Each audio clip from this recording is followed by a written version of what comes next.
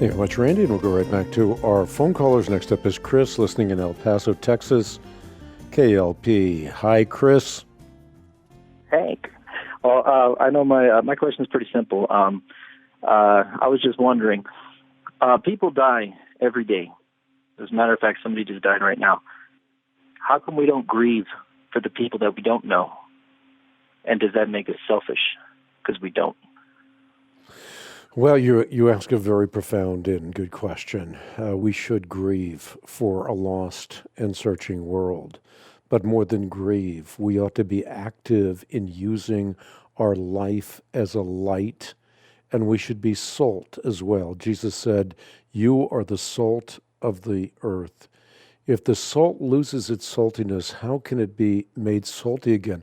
It's no longer good for anything except to be thrown out and trampled by men.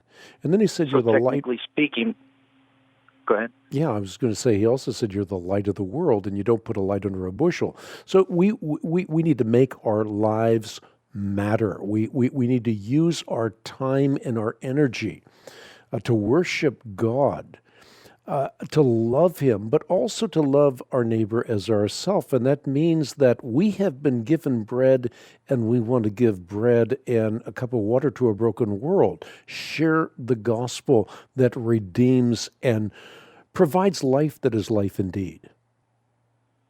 Makes sense. Total sense. Yeah, I think your question is so profound, Chris, because I think oftentimes we don't grieve enough for a broken world. I hear people that say they are looking forward to Jesus Christ appearing a second time. And I think that's worthy to say on the one hand, but on the other hand, I so often pray, Lord, help us to be faithful and fruitful. There are so many that still have not heard the gospel. Give us a chance to be faithful, because so often we're unfaithful.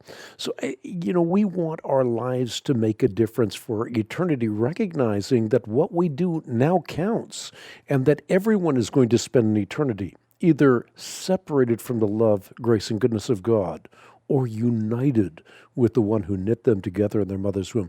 And so, again, you're putting your finger on something very dynamic and important, and oftentimes we live in a selfish, consumeristic Christian kind of culture where we're thinking about what Christ can do for me as opposed to what we can do through Christ for a broken world. Correct, and that's the whole premise of being humble and being understanding, and you're absolutely right. Lead by example. Understand. Thank you very much. You got it, Chris. Appreciate your call.